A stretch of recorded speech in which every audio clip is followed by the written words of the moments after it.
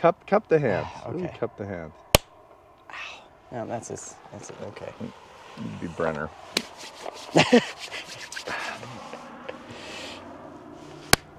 No. Oh, that last one, it rang my ear a little bit. We are Spud and Joey. We are best friends, dads, and realtors. We also head up a running tribe here in Salt Lake City called Run with Mojo. On the weekends, we love exploring new trails and neighborhoods together. We aren't the fastest or the most skilled runners in the world. We're just two slightly out of shape dads that love a good trail run. We love running as much for the opportunity to clear our minds and have a good laugh as we do for the run itself. As runners, we know how mundane running on a treadmill can be. That's why we created the Come Run With Us project. So the next time you're on a treadmill, you'll have a cool trail to explore and a couple of buddies to run with. No matter what time of day or where you are in the world, you can always come run with us. Welcome back I'm doing you. to the Come Run With Us project. You on this one. The last episode, if you remember, where you guys just left off, well, we left you hanging for a week. Labor Day. We can't work on Labor Day. We're laborers. The last episode, I left you guys on a hanger of the worst week of my life. So do we want to just jump right into that? I love it. So real quick, we're back at our spot. We're at Potato Hill, as you can see. I feel like this is like our, what would you think, second or third home? It's definitely one of our homes. It's not Black Ridge Reservoir. Which, by the way, 347 views on that last Black Ridge episode. I'm just saying, if you guys knew us before, I mean, you better really start liking and subscribing. Subscribe right here, because 347 people. That's basically. I mean, have you seen 347 people in an audience? I mean, it's a big audience. It's a big audience. That's a lot of tickets sold. It's a militia. We're getting bigger. We're getting better. So just remember, you know where we came from, and we're not going to change. Started at the bottom. Now we're still there, but we're like a foot up from the bottom. We were sleeping on a mattress. Let's jog a little. Okay. Yeah. So Black Ridge Reservoir, home number 1. Provo River Trail, number 2. Potato Hill. Ann's Trail at Potato Hill, number 3. I do love how this trail is considered like 10 trails. Like and we've ran it before, but Joey just informed me that there's the Shoreline Trail, which I feel like is like it like ties for third, but it's on this trail. Well, Shoreline Trail is at Black Ridge Reservoir somehow. Which is all the way, 20 miles that way. It's in Provo.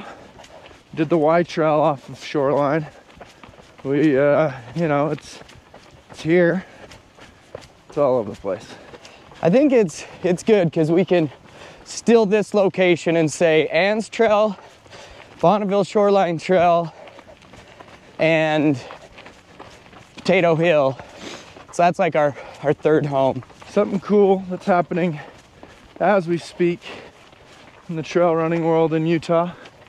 The Wasatch 100, kind of the Wasatch Front premier ultra race. Maybe their only ultra race. Started this morning at 5 a.m. Man. Spud made a friend with a guy named Steven Summers. Oh, Steve is so cool. Who just got back from UTMB, right? From Chamonix. Dude, I saw that. UTMB. He ran the 100K, and got back like 48 hours ago, got back on like Wednesday or something like that, and he's running the Wasatch 100 right now. So he's probably the most epic trail runner we know. For sure. He absolutely is. I think I've sent him all the episodes, or like I send him new episodes every couple months, and I'm honestly not sure if he's ever watched them, but he always says he will. So Steve, if you're listening, we're thinking about you. Wow, you're such a badass. Thinking about you on your run right now. Sending you all of the energy. Hey, we could send him a video. Hey, this is how you do it. Okay, now come here. You know him. Spud met him through our Run with Mojo efforts, right? Yeah, at one of, I think Deseret News, or no, it was Utah Valley. I don't know, one of them. Okay. He'd recognize you if he saw you, because I don't think he'd recognize me. Okay, so you're just gonna say good luck on Wasatch 100. Oh, okay. We're thinking about you. Hey Steve, good luck on your Wasatch 100 race, man. I'm so excited for you. You're gonna crush it. Look at us. Look at us being supportive. We're gonna drop into his DMs. And we're gonna just, ooh! Yeah. Oh my gosh. Okay, so Spud, you fairly recently, not that recently, because we haven't seen each other in a while, but fairly recently. Well, we haven't seen each other. The worst week of your life. In this work, yeah. Well, you know what's funny is it's like the episode where I listened to it again the other day, you know, to prep for this, and realized like during that episode, you know, like that wasn't because you've had worser weeks since then. No, it's not that, but like time heals all wounds. Like it really does. Like, so I was thinking about that week, and it's still considered, in my opinion, right now, it's number one. It was the most emotionally charged week I've had in a very, very long time, and it was very like it was very lonely and dark, and just a lot of emotions, and so it was very hard that way. But like physically it was hard, I guess, but like most just from having to do a lot of stuff. So man, it's interesting how I'm actually almost crying from talking about it, but it's okay. For some reason during my birthday week, which is it's so stupid, my birthdays are on a pedestal. Like, I really like to take my birthday off. I really like to like have that day for me, because it's one of the only days that I can be like, you know what?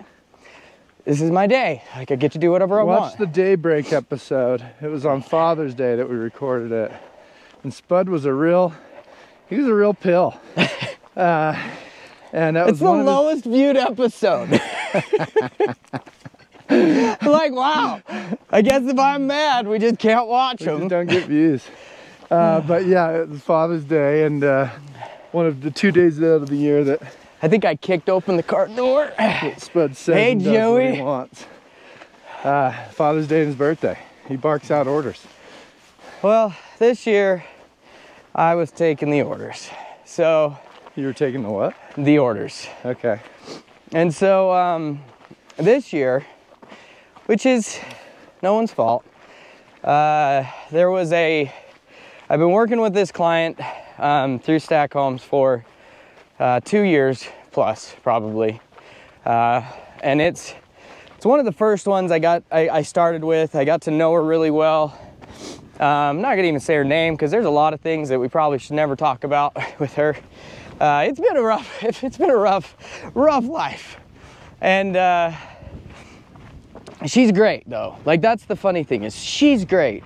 She knows exactly what she wants, and she went to someone that didn't quite know how to do it, and we sure as hell tried, and my customer service heart was in it from day one to provide the best customer service, the best like situation, the best of everything. Like, man, talk about like the path to hell is paved in good intentions, because I had every good intention to make her everything we could possibly do, but there's only so much control I have. And man, it's just delay after delay after delay. And we finally get this date, and they call me and they're like, hey, we got the truck scheduled for July 10th to deliver. And I was like, oh, okay, so like I'll be working like the 10th, the 11th, and the 12th. And they're like, yeah. I'm like, okay. That's my birthday. And they're like, oh, yeah, that's... And he's one of my good friends, but he's like, I mean, you know, we don't take our birthdays off, I guess. I'm like, and he was kind of joking, but he's also like, but like, you know, you have to work it because like this is a big deal. And I was like, and I knew I had to work it. And I thought I'd accepted it. But as I'm crying on my birthday, alone, working till like 7 o'clock in the evening, trying to tarp this house down because no one else decided they needed to work. I'm just like, I hate this and everything about this right now. And I was so mad. And yet I wouldn't stop working. I wouldn't stop doing the best of my ability. And I'm tarping this house down, like the roof. Like, it's so stupid. But I'm standing up there and I'm not even making a difference at this point, I don't think. Wind's blowing. I'm getting this tarp over it. It's probably not gonna rain anytime soon. But like the thought of it potentially raining on this house and it not having a roof yet, I was like, I just can't allow it. And so, man, the wind, like there was this one time I'm up there and with every ounce of force, and I'm a decently strong human, but I'm still little. And so the wind, I get every part of this wrap. You know the big white wrap that they put on boats? Yeah. I get it pulled perfect. The wind gust that came and lifted me and all the wood I had on it before I could screw it down. I fall, like land on a nail. And I'm just, and this is actually my actual birthday. And I was gonna get there early and leave early. And I ended up not leaving there till like, I think I finished at like 7 or 8 at night. And then Katie's like, oh, let's go out to dinner. And like, it's the nicest gesture in the world. Because you had to go out of town to... Well, yeah, so I'm in Wyoming at this time, okay?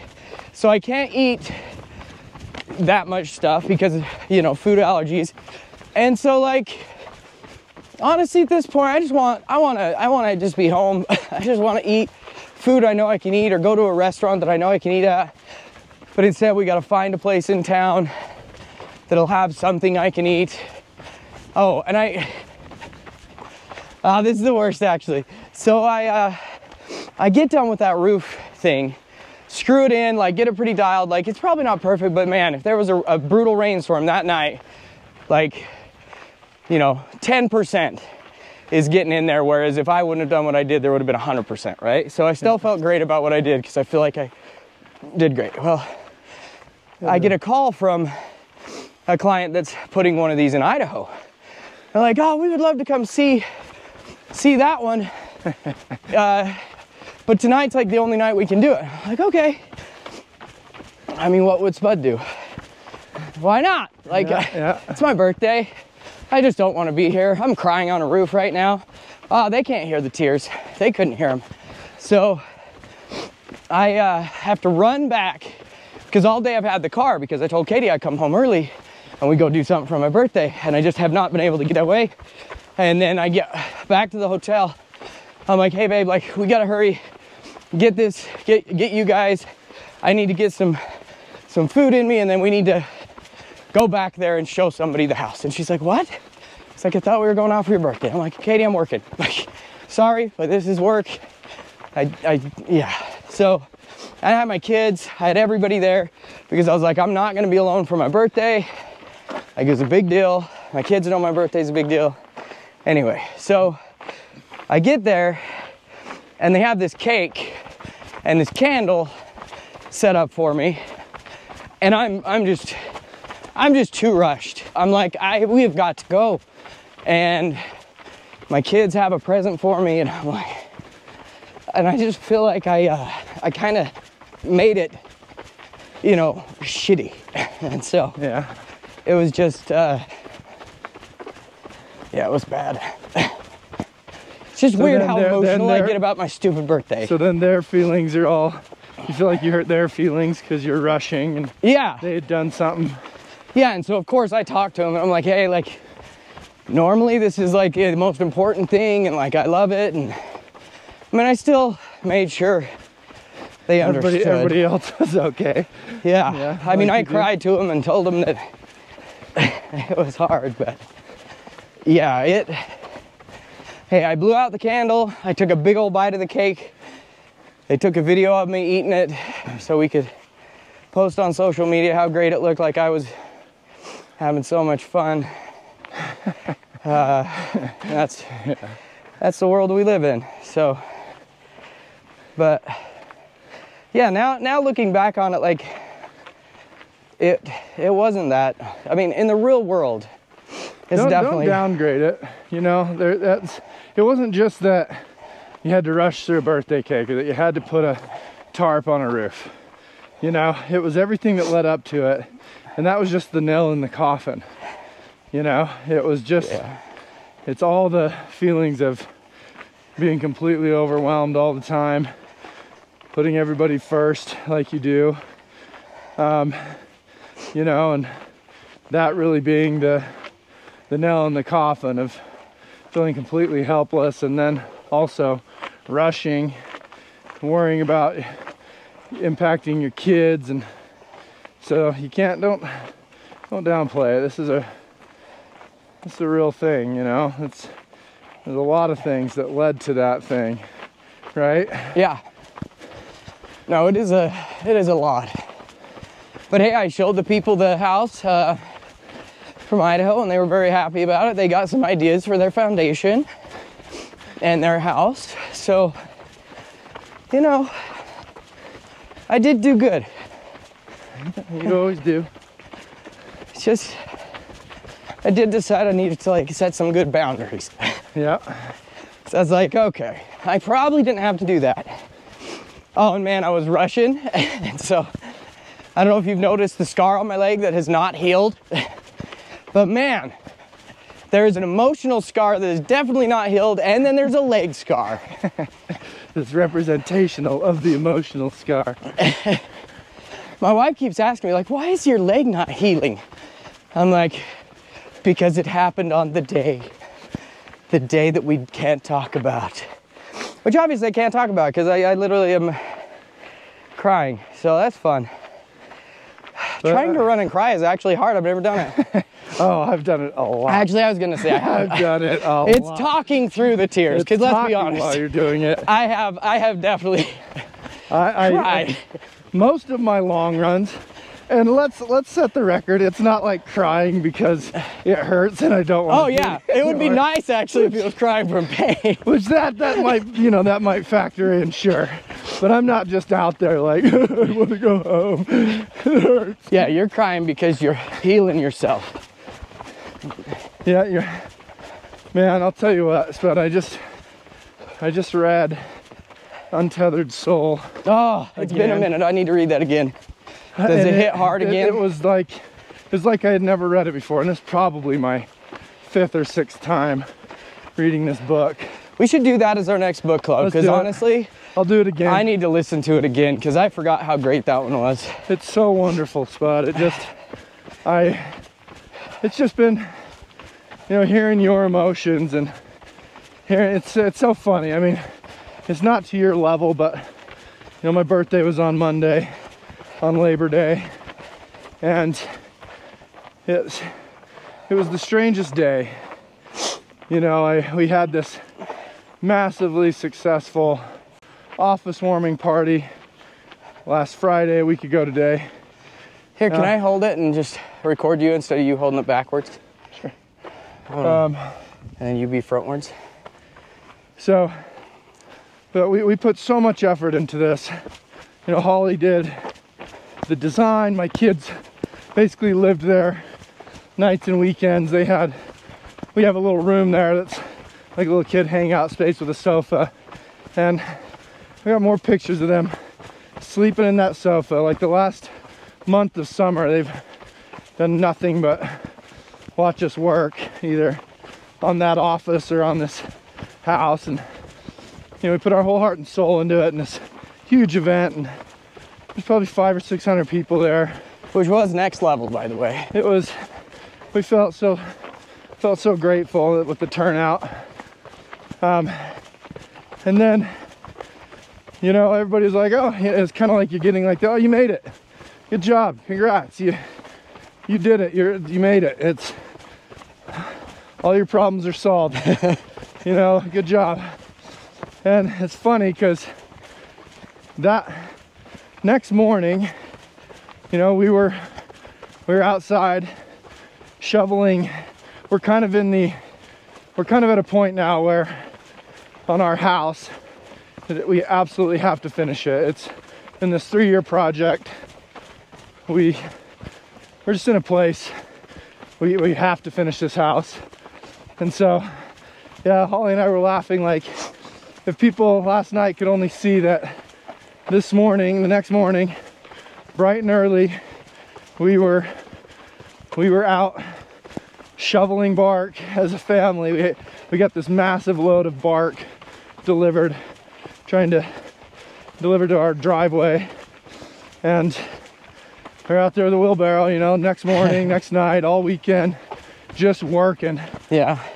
Working in the heat. And we're just out of options right now in terms of this has to get done. We have a deadline of September 14th that we have some dear friends of ours we're hosting their baby shower at our house, which we also needed a deadline to just get the place done, you know. Isn't it funny how deadlines just make it happen? I hate it, but I love it. I mean, we were out there, we put the kids down at 8:30 and went out and laid brick till 12:30 last night. Like, it's just, we're in that time right now. It's a very crazy time. And Monday was my birthday, and just got up with the sun and went out and worked all day. And my kids, of course, always make me some cute little gifts and whatnot. And again, this is not to try to compare. Oh no, I just get what it's similar emotions though, where you're like, it'd be nice if, you know. Well, it's funny because it took me a couple days afterwards to kind of deal with this, and I was just battling all these emotions, and I've been doing extremely well. The untethered soul kind of came to me. What's our timing at? So we're at 27 and we had 5 minutes in. So I'll finish this story. I think let's finish this story, and then we can, and then our cliffhanger for the next one will be our injuries over the last month and why we are having to wait till last minute to make an episode, even though we didn't launch one record. So today's a work day. We got to rush. It's gonna be a little bit shorter of an episode. We apologize, but it's just been a very busy time in mine and Spud's life. So, long story short, I didn't want anything for my birthday. You know, I was very much like, hey, let's just work. We'll have a nice meal, you know, whatever. And that's what we did. We did exactly what I asked for. And here I am, a 43-year-old man that should be just fine, right? That should be just fine. Yeah, but also, but it was weird how it was like how I felt about, like, you know, like Holly really took it to heart. Like, she was like, yeah, cool, that works great. Yeah. We'll just, and you know, she did feel bad and whatnot, but it was just like the most, I'm like, so this is what 43 is. It was just depressing, honestly. I know. And feeling so overwhelmed and strapped. And like, you have zero time. You actually can't even take a day off to celebrate your life. On Labor Day. Yeah. Yeah. Like, it just, you know, there was a lot of things rolled into that party, you know, like even that party, you saw it a little bit, but you know, it's just like, hey, you made it, you're this huge success or whatever, but like, no, I just worked that party the entire time. Yeah.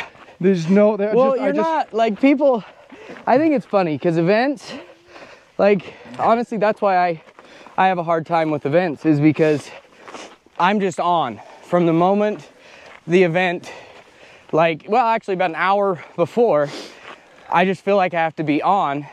And then even though you're you during the party, you still can't ever not be 100% on, because you want to make sure everyone has a good time. Everyone gets the same energy. You're so grateful for them to come and support, and you want them to know that. And the energy does come from them. And so it's not like you're having to fake this energy. It's so weird how people are always like, well, how do you know, how can you do an event all day? Like I've done 12-hour events without blinking. Yeah. But it's because I feed off the energy.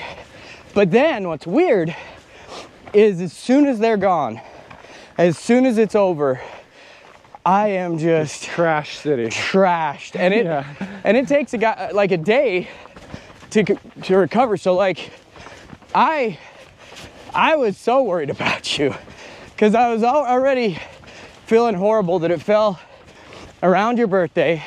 Because even though I know you don't care nearly as much about birthdays as I do, I was still like, I just wish you had your own special day. And then I knew how much of a chore it is the weeks leading up to it, the days after it. So yeah, and I'm, you know, I really wanted everybody to feel like. But you're also so grateful. Like, I was. And it was a come down from that, finishing that. There was stress because we've put the house off so much to get this done, and it's just crazy. And Monday came and went, and it was just the most uneventful. Just we worked from morning until we got ready for bed. We watched an episode of Love is Blind. We got into bed, you know? Yeah. It was wild. So like, and I honestly was, this reason I brought up Untethered Soul is that I'm not allowing any extreme to take me in any direction right now, which I'm really proud of. Like, I'm not feeling, you know, I'm just staying kind of centered. Yeah, you're not like super happy, you're not super sad, but yet you could go down a dark path if you really let yourself. I allowed myself to. I could have gotten real dark, and I was battling some serious depression for the next couple days. In fact, we were gonna do a little Cottonwood Trail, if you remember. Yeah. But I was at work, and it was Tuesday, and we have another event next week, this golf tournament, and we had to get all the names turned in to Hill Air Force Base for this golf tournament. And it was the Tuesday after. Yeah, after Labor Day, so you couldn't actually like take time. Here, let's stop right here. Okay, but yeah, so let's just start. When you hit me up on Tuesday, I was like, I forgot about that week thing. Oh my hell. That means the week leading up to the event, not only did you have to reach out to people for the event, but you also had to reach out to people about the golf tournament. And have the golf tournament filled. And have the golf tournament time, like. And that's no small feat. It is insane. Like. So it was like 2 o'clock in the afternoon. I had been on the phone all day because I have to collect people's information to submit to Hill Air Force Base to get them on the base. I helped you get 3. You did. I tried. Thank you. And I was so. I could hear it in your voice. There's no way. And I was like, if I don't go and get on a trail, like right at this moment, and do the rest of these calls and the rest of this whatever for the rest of the day from a trail, I'm going to I don't even know. You're going to break down. I just don't even know what's going to happen. And I did that. I just raced home, threw on some stuff, went to a little Cottonwood Trail. And that's the first trail run I've done. Oh, watch out. That's the first trail run I've done since the... Thanks. Yeah, no problem. Since the thing that we're going to leave you hanging on. Oh. This is the first trail I've been on that I've actually felt good since the thing I'm going to tell you about. So both Spud and I sustained some pretty good injuries, and you'll have to tune in next week. Yeah. To get it. Spud, real quick. Thanks for getting emotional, man. It means a lot. It gave me the space to go, okay, it's all right that I was feeling kind of crummy after my birthday, and maybe Doug in Duluth was feeling pretty shitty after his birthday too. It's the thing that honestly frustrates me the most about birthdays, and I'll hurry and end this quickly, is how people don't care. People just, as they get older, like I have so many people in my life that are like, oh, it's just another birthday, it's just another number. And I'm like, why? Why should celebrating you're the only you in this entire world. You're the only person that exists with you. And you're saying that one time a year that you get to celebrate you as the only human being in this entire universe that is you, that is a 1 in a million shot, or 1 in a billion shot, that means nothing. That to me is just like, it's such a downplay and a downgrade on the human experience. And I just want people to like enjoy their birthday. I don't care what number it is. I don't care if it's 40, 100, 6, 8, like they're all important because it's the only day that you can genuinely like celebrate you as a human coming into this world and how special you are. And man, not being able to celebrate that, there's something. That's why there is a song, It's My Party and I'll Cry If I Want To, because how many people on their birthday end up crying or sad or miserable? It's because there's so much weight on it, and there shouldn't be weight on it. There should just be, take the day, do whatever you want and enjoy it. And do you think that there's, I mean, most people got to feel like this, right? Don't you think anybody that's saying, oh, I don't care about it? No, I think, I 100% think that whoever is saying, oh, it's just a number, oh, I don't care, or whatever, they, first of all, they're doing it because they think birthdays are childish, and they got an ego, and they can't let their ego say, I'm a child. Or are they just not dealing with the pain? Well, it could be that too. I think there's multiple reasons from a bunch why. Of forgotten birthdays, and yeah, it hurts, and so they don't want to deal with it. Remember so our buddy Clint? One time, his mom forgot his birthday, and literally, I every year would talk to him about his birthday, and he would act like it was nothing. And yeah, I truly think, hated celebrating his and birthday. I truly think that there was this little like scar that was just like, you know, subscara. A subscara, that's what they call. I think it was just something in there that was holding that energy down, and I think that there's multiple things. You have a bad birthday growing up, you put trauma around it, and you know how it is. You put trauma around an event or a thing. Well, if that thing happens every year, then that trauma's coming back every year. So you've got to work through that. And maybe I have a trauma where I want to be a kid again, and that's where I'm coming from. So mine could be not real either. But I'd rather try to celebrate it, make it important, and make it happy than try to downplay it. Yeah, I don't need much. Yeah, and see, and I didn't need anything. That was my thing, is like Katie got me a present. She got me this thing. And honestly, all I probably needed that day was to be held. Like I needed someone to hold me and tell me everything was gonna be okay, because I was not okay. And my wife is not that person. She's just not like she doesn't, you know, I mean, she'll, you know, when I start bawling, she definitely holds me and is like, oh gosh. but like, you know, she just doesn't, she's not the empathetic, like, yeah. If I was around you on that day, I would have sensed it and I'd have just come in and held you, because that's what I know. And not because you needed it, not because I would be asked, I would just do it, you know what I mean? Yeah. Let's do. Sorry, we gotta. No. Celebrate your birthday. Yeah, I think birthdays are just important. I used to celebrate for an entire month, and I'm like, I'm not. You remember this? No, I'm a July. Week. There was week leading up. There was birthday's eve. There was September. I 100% agree with it. Like I used to celebrate all of July. I got after it. Because remember 4th of July, Stampede, I'd take all of those events and be like, I'm just going to claim these as my own. So every party I'd be like, it's got my birthday. Yeah. And then the 24th would close it out. So. Okay, we love you guys. Yeah, thank y'all for coming in. Tell you how we've been broken, not just emotionally from our birthdays, but from physically. Okay, peace out. Love y'all. Thank y'all.